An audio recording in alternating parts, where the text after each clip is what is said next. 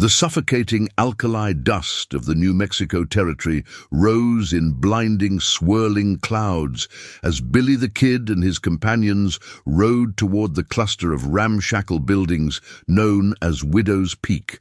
It was the desperate spring of 1881, and the very air was charged with a palpable tension, thick and metallic, like the smell of impending rain or freshly drawn blood.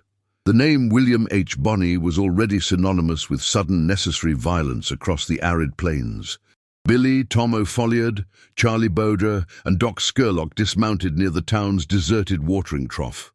Widow's Peak was dead silent. No children playing, no music from the saloon, just the insistent creak of a badly maintained wooden sign swaying in the hot wind. This silence was the worst kind, the kind that screamed of fear. Billy spotted the man he was looking for huddled near the livery stable, Isaac, a gaunt prospector who looked beaten down by sun and despair. Isaac recognized Billy instantly, his eyes widening with a flicker of terrified hope. "Bonnie," Isaac whispered, his voice dry as the desert sand, rushing toward the outlaw. "They said you might ride in.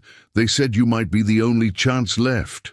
"Slow down, partner," Billy said, his eyes scanning the rooftops. "Who did what, and who are they?" Isaac's story spilled out in a rush, a bitter testament to frontier corruption. His sister Ilara and her friend Marta, a clerk at the town's land office, had witnessed a murder 2 weeks prior. They saw Sheriff Quinlan and a man named Deacon kill a homestead commissioner who was about to expose a massive land fraud scheme. The scheme involved the sheriff, the commissioner's documents, and a wealthy, unseen railroad magnate. Ilara and Marta took the account books.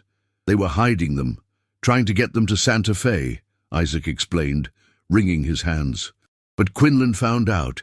He sent Deacon and his men to raid their cabin last night. They didn't kill them, Bonnie. They took them. Quinlan wants the books back, and he wants those women silenced forever. He's been promising them a quick death if they talk, but a long, agonizing one if they don't give up the books. Doc Scurlock's expression tightened. "The books aren't just evidence, kid, they're leverage. Quinlan holds the women to force the books out of Isaac or whoever is protecting him." Billy looked past Isaac toward the squat, formidable structure of the sheriff's office. He felt the cold, familiar knot of resolve tightening in his chest. This wasn't just a simple robbery, it was the ruthless execution of justice against the weak. "Quinlan and Deacon," Billy repeated, the names tasting like ash. "Where are they keeping Ilara and Marta?" "At Quinlan's private hunting lodge, out on the Mesa Verde Trail," Isaac revealed, pointing east toward the distant hazy foothills. "It's a thick-walled stone cabin. They'll be guarded tight. They'll be expecting someone to show up, but not you, Mr. Bonney." Isaac's eyes, full of desperate pleading, met Billy's. "I don't care about the land, Mr. Bonney. Just the women. Just my sister. Quinlan is having fun with them. He's breaking them slowly. If you can get them out, I'll give you the books. You can use them to burn Quinlan and the railroad magnate to the ground." Billy stepped closer, resting his hand on the butt of his Colt .45. The leather was smooth and cool beneath his palm. "Quinlan didn't just break the law, Isaac. He broke the code. He's using defenseless women as bait. That's a kind of filth that needs cleansing." "I'll do it," Billy said, his voice flat with lethal certainty. "We'll bring them out. Now, where are the books?" Isaac led them quickly to a dry well shaft behind the church and retrieved a heavy, oilskin-wrapped bundle. The books were fragile, dusty, but clearly filled with damning evidence. As Billy took the books, Charlie Boder, perched on the roof of the general store, gave a sharp, low whistle. "Two riders, kid," Charlie called down, his voice barely audible above the wind. "They just rode out from the saloon, heading toward the Mesa Verde Trail. They saw Isaac talking to us. They're running straight back to tell Quinlan his bait has been taken." Billy tipped his Stetson to the disappearing horseman. "Good. The game is afoot. Quinlan knows we're coming, but he doesn't know how. We've got less than an hour before the lodge is fully alerted." The silence of Widow's Peak was now shattered, replaced by the grim anticipation of a coming storm. The gang rode hard, covering the initial distance from Widow's Peak before taking refuge in a shallow canyon wash, known locally as the Serpent's Coil. The air here was colder, trapped by the rock walls, carrying the scent of wild mint and sulfur. The outlaws gathered, utilizing the flat side of a saddlebag as a makeshift map table. Doc Scurlock, the former medical student, was all business. The Mesa Verde Lodge is a stone fortress built by the wealthy magnate who's buying up the land, Baron Finch of the Trans-Territory Rail. He uses it as a remote headquarters. Quinlan is Finch's puppet, and those women are the only people who can testify to Finch's murder and fraud. Quinlan will have those books back at any cost, Billy affirmed, wiping the sweat and dust from his youthful face. He won't leave the lodge undefended, even though he knows we're coming, but he won't expect us to hit them before the lodge. Tom O'Folliard, Billy's loyal second, checked his rifle action. The two spotters we saw leaving town, the Heralds, they're Quinlan's immediate intel. They'll ride to Deacon, who's probably running a forward position. We take Deacon first, silence his men, and then use him to understand Quinlan's defenses at the lodge. Billy fixed his gaze upon the account books wrapped in oilskin, their very existence a threat to the power structures of the territory. He lifted his head, his voice gaining a hard edge. This ain't about us riding out with full pockets, boys. This is about making a statement that there are lines even the law can't cross. No one uses the weak as leverage. If Quinlan offers us a bribe, or if Finch's men show up trying to buy the women's silence, we turn it down. We are the reckoning, not the hired help. We bring them out, or we burn the whole damnable scheme down with them. Jose Chavez y Chavez, the quiet tracker, pointed to a thin, winding line on the map. There is an old Navajo trading path. It meets the main Mesa Verde trail just before it climbs the foothills. It's an easy ambush point. Deacon uses it for scouting and transport. Charlie, Doc, you two ride with Jose. Get ahead. Find Deacon's forward camp. He won't be at the lodge. He'll be covering Quinlan's rear, watching for Isaac, Billy planned, his mind running faster than any of their horses. I want Deacon and his men captured alive. We need to know where the guards are positioned inside the lodge, and we need to know if Quinlan has a contingency plan to execute the women if we get too close. Charlie Boder, armed with his trademark Winchester, nodded grimly. Deacon's a low-life gunslinger, kid. He'll break easily when he's staring down the barrel. The two groups split, Charlie, Doc, and Jose taking the rougher, faster Navajo trail. Billy and Tom O'Folliard remained behind to cover the rear and intercept the two Heralds who were already riding hard. The confrontation with the Heralds was brief and brutal. Billy and Tom waited near a dry gulch. The two riders, cocky and focused on their mission, rode straight into the trap. Tom's well-aimed shots took out their horses, sending both men tumbling into the gravel. They surrendered immediately, their bravado evaporating in the face of the kid's cold stare. Under intense, silent questioning, the Heralds revealed that Quinlan was expecting them to hit the lodge head-on. The sheriff had even laid a trap. 4 riflemen were hidden on a ledge overlooking the only approach road to the lodge, ready to rain down fire. Quinlan thinks he's smart, Billy sneered, adjusting his bandana. He's using the landscape as his weapon. The Heralds were quickly silenced and left for the buzzards, a necessary grim warning left on the trail. Billy and Tom rode to rejoin the others near the ambush point. The metallic clink of spurs against stone, the scent of horse sweat, and the heavy atmosphere of impending action defined the wait. As the sun began to dip, casting long crimson shadows, Charlie, Doc, and Jose returned. They had found Deacon's camp, a small, protected hollow, a mile from the Navajo Trail junction. Deacon and 2 hired men were enjoying a game of cards, oblivious to the approaching danger. "Deacon is ours, kid," Doc confirmed, his eyes alight with grim satisfaction. "The path to the lodge is clear, but the trap is still set. Now we ride back and take the poison." The gang mounted their horses, the sound of their hooves muffled by the loose desert sand, riding with renewed focus toward the canyon, where Deacon and his men awaited their unexpected justice. The ambush of Deacon's forward camp was executed with practiced, surgical silence just as twilight bled across the sky. Charlie Baudry and José Chávez used the rising wind to mask their approach, moving through the thick scrub brush like true desert phantoms. Deacon and his two partners, Slick and Clay, were gathered around a small, sputtering fire, their voices loud and careless. The confrontation was instantaneous. A well-placed shot from Charlie's Winchester hit the fire, sending sparks and hot embers flying, momentarily blinding the gunman. Before they could recover, Billy and the others burst from the darkness, Colts leveled and ready. "Don't move, Deacon," Billy commanded, his voice sharp. "The cards are played, and you lost." Mreb. Deacon, a greasy, broad-shouldered man with the cruelty of a snake in his eyes, spat a curse but surrendered.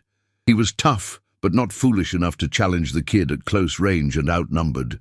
Slick and Clay followed suit, dropping their guns into the dirt. They were bound and dragged into a deeper shadow. Billy stood over Deacon, the evidence books held in one hand, the cold metal of his Colt 45 resting lightly against Deacon's temple. "The women," Billy demanded, his voice low. "Where are they being held inside the lodge? And what about the rifleman on the cliff face, the ambush trap?" Deacon, seeing the books, the proof of his guilt, knew his cause was lost. He confessed quickly, desperately, hoping to buy a quick death. "They're in the back cellar, Bonnie, tied to the main support pillar. Quinlan's got 4 men on the ridge, the watchman, waiting for you to ride up the main road. He's also got a dynamite cache rigged to the cellar door. If you get too close, or if he hears heavy fire, he's going to blow the whole cabin, and the women with it." Doc Scurlock recoiled slightly. "Dynamite! Quinlan planned to destroy all the evidence and the witnesses, framing us for the destruction." Billy's youthful face tightened into a mask of pure, concentrated rage. The sheer, cowardly magnitude of Quinlan's plan, murdering 2 women and destroying evidence to protect a railroad baron, was an offense to the rough justice of the West. "The watchmen," Charlie interrupted, pointing toward the high cliffs. "If we bypass them, they'll see us approaching the lodge from the rear. We have to neutralize that high ground first." "No bypass," Billy decided. "We hit them now. They'll be expecting us at dawn, not in the pitch black. Tom, you and Charlie take the high trail, silent approach. No rifle shots, only knives and fists. Get rid of the watchmen." Tom and Charlie climbed the shale, their movements slow and painfully deliberate, their heavy leather chaps scraping silently against the rock face. The air grew thinner and colder as they ascended, and the moonlight, now visible through the thin clouds, cast the entire canyon in an eerie silver-blue glow. They could smell the stale tobacco and cheap whiskey wafting down from the watchmen's hiding spot, a clear sign of their complacency and arrogance. The silence they maintained was absolute, a testament to their skill. The only sound was the faint, rhythmic pounding of their hearts against the vast emptiness of the desert night. The 2 trusted outlaws vanished again, moving like hunters into the high terrain. Billy turned back to Deacon, who was trembling, now begging. "I told you everything, Bonnie. Let me ride out. I deserve to live." Billy looked at the books, then at the man. "You helped a man use defenseless women as bait, Deacon. And you planned to watch them die in a dynamite blast. That's a long way down, partner." Justice was swift. Billy nodded to José, who carried out the grim execution of Deacon and his 2 men, ensuring the silence of their dark secrets. The only sounds were the dry wind and the distant cry of a coyote. Minutes later, a single, sharp whistle echoed from the high ridge. Tom and Charlie were successful. The watchman was silenced. The path to the lodge was now open, but the most dangerous part of the plan remained. The sheriff, the remaining gunmen, the 2 women, and the dynamite. Billy mounted his horse, the leather creaking under his weight. "The dynamite changes the rules. We don't duel, we don't fight. Doc, you and José find the cellar window. Get the women out before Quinlan even knows we're there. Tom and I will provide the diversion at the main door." The silence that followed was charged with a heavy, lethal purpose. They were riding into a death trap, but they were riding with a purpose greater than survival.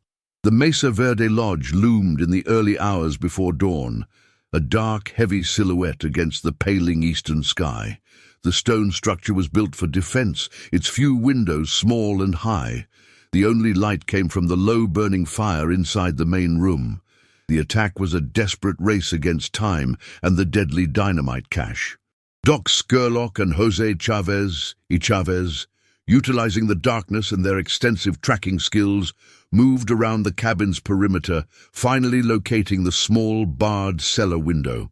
Meanwhile, Billy and Tom O'Folliard provided the calculated distraction. They rode hard and loud to the front of the cabin, their rifles spitting fire into the upper windows, drawing the panicked attention of the remaining guards and the sheriff. Sheriff Quinlan, a bulky man whose authority was built on cruelty and arrogance, burst through the front door, his double-barreled shotgun leveled. "Bonnie, I knew you'd come. You just signed your death warrant, boy." The diversion worked. As Quinlan and his last 3 gunmen engaged in a furious, messy firefight with Billy and Tom, the sheriff's attention was completely fixed on the front. The dry, bitter scent of gunpowder filled the pre-dawn air, mixing with the sharp, metallic taste of fear. Below the main room, Doc and Jose worked frantically on the cellar window bars. Using a thick piece of rope and sheer strength, they managed to pry one bar loose, creating a gap just large enough for a person to squeeze through. Inside the cramped, dirt-floored cellar, Ilara and Marta were tied to a thick central support beam, their faces pale with terror, but their spirits unbroken. The explosive was a box of cheap mining dynamite, wired crudely to the outside of the cellar door. "Marta, Ilara, we're with Billy the Kid, hurry!" Doc whispered urgently through the gap, his voice tight. The women, seeing the dim light of freedom and hearing the raging battle above, struggled free of their bonds and squeezed one by one through the narrow gap. As they scrambled to safety, a loud, panicked curse sounded from the main room above. Sheriff Quinlan had realized his error. Seeing the absence of guards at the rear and hearing the women's muffled voices, he ran toward the cellar door, shotgun in hand. "They're escaping! Get the fuse!" Quinlan screamed at his remaining deputy. Billy and Tom, sensing the shift in the fight, sprinted forward. Tom slammed his shoulder into the main door just as Quinlan reached the cellar. The sheriff, thrown off balance, dropped his shotgun. The room was a maelstrom of flying wood splinters, broken glass, and gunpowder smoke that choked the lungs and stung the eyes. Billy, having emptied one Colt, tossed it aside without a glance and drew a second, moving relentlessly towards the deputy guarding the fuse. The fight was now hand-to-hand in spots. Doc Scurlock used the heavy butt of his Remington like a club, knocking a gunman senseless against a support beam. The screams of the wounded mixed with the metallic clack of reloading rifles, creating a horrifying soundtrack to the end of Sheriff Quinlan's tyrannical rule.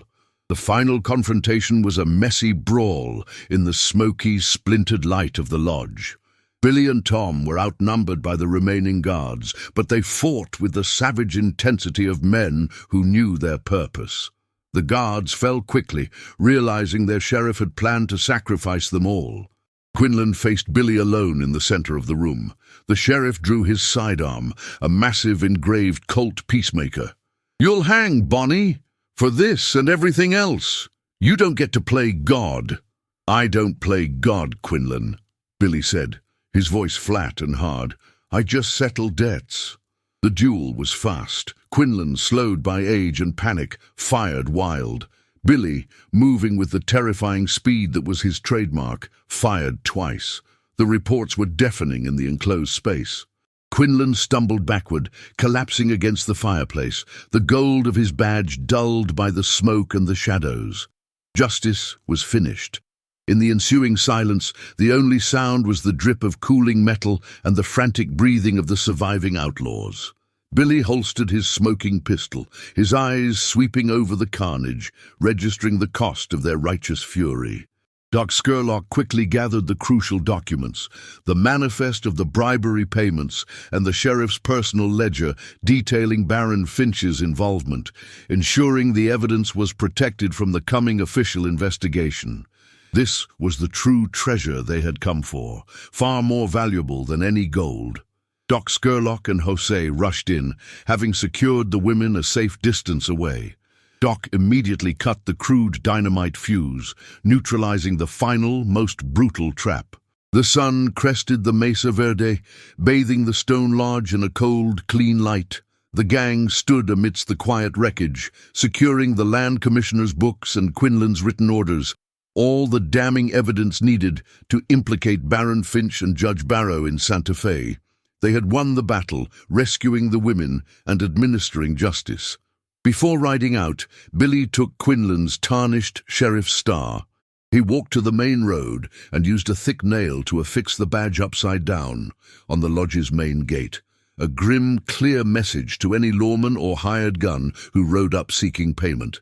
This was a territory where corruption would be punished, badge or no badge. The final act of defiance was complete. The stage was now set for their flight and the birth of the legend. Billy rode back toward Widow's Peak alone, riding out of the sun and the rising dust. He found Isaac waiting, his face drawn with anxiety. Billy dismounted, his boots crunching the dust. "They're safe, Isaac. Both of them. Ilara and Marta are with Doc and the others. They're free." Billy handed Isaac the oilskin-wrapped account books and the sheriff's sealed orders. "Take these." They name Quinlan, they name the judge, and they name Baron Finch. "Use them to burn the whole scheme to the ground. Your sister is safe because she spoke the truth. Don't let that truth die." Isaac wept, gripping the books as if they were life itself. "You did it, Bonnie. You saved them. They'll never forget what you did here." Billy merely tipped his sweat-soaked Stetson. "Ride with your sister, Isaac. Ride far. The law is coming, and they won't be asking questions." The sun had barely begun its descent when the first posse arrived at the Mesa Verde Lodge. They found a scene of absolute carnage. Sheriff Quinlan and his men dead, the lodge ransacked, and a clear trail leading away into the desolate landscape. The message was clear. The outlaws had been here, and justice had been administered with extreme prejudice.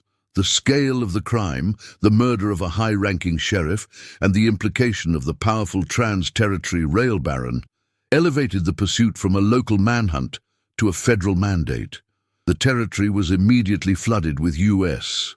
Marshals and the tireless bounty hunters funded by Baron Finch. Billy the Kid and his gang fled eastward into the relentless heat and treacherous terrain of the New Mexico Badlands, where the only constants were the scraping wind and the distant circling buzzards. They finally stopped at a hidden oasis near a fault line, the air heavy with the scent of ozone and sage. Doc Scurlock checked the map, his face grim. "They've got us boxed in, kid. Pat Garrett's men are sweeping the entire county. 4 riders leave a trail a blind man could follow." Billy knew the time for collective safety was over. The priority was the preservation of the truth and the legend. "Doc, Jose," Billy instructed, his voice low but firm. "You two take the horses. Head south immediately. Use the fault line as cover. It will throw off their trackers for a day. Head for the border and don't look back. You carry the skill, the knowledge. You deserve to live free." Drew, the farewell was brief, a fierce clasp of hands, a nod of understanding. Billy turned to Tom O'Folliard and Charlie Bowdra, the men who had risked everything without question. Tom, loyal to a fault, stepped forward. "I'm staying with you, Billy. We'll shoot our way out." "No, Tom. I need you and Charlie to take the story, ride north, get new papers, disappear into the mountains. I need you to survive to tell the tale of Ilara and Marta and how Quinlan died for his filth. The legend has to be born clean." It was the hardest order Billy ever gave. They gripped hands in a tight final moment of brotherhood. Charlie and Tom rode out into the gathering twilight, their forms quickly swallowed by the shadows and the immense, silent land. Billy the Kid rode alone, deliberately turning his horse onto the main open trail, the path of the most intense pursuit. He was a decoy, the sole, desperate focus of the entire Marshal Service. Pat Garrett's men chased him relentlessly for weeks. They found the discarded tin cup, the worn print of his boot heel in the dust, the remains of his small fires, evidence that he was always just ahead, moving with a supernatural cunning that belied his youth. But they never cornered him. The sheer effort of the chase, always arriving just moments too late, began to fray the nerves of Pat Garrett's seasoned posse. They started seeing the kid's silhouette in every dust devil and hearing the faint clink of spurs in the empty canyons at night. They found messages, a charcoal sketch of Quinlan's badge pinned to a cactus, or a cryptic warning carved into a canyon wall. Signs meant not to taunt, but to prove the kid was present, unseen, a constant low-burning fire in the vast dark. Word of these ghost sightings and cryptic warnings traveled faster than the telegraph. The ranchers and homesteaders, quietly rejoicing in Sheriff Quinlan's demise, began actively aiding the phantom. They left water troughs full for a solitary rider, and spoke of the kid only as the one who came, transforming the wanted outlaw into a silent patron saint of the oppressed.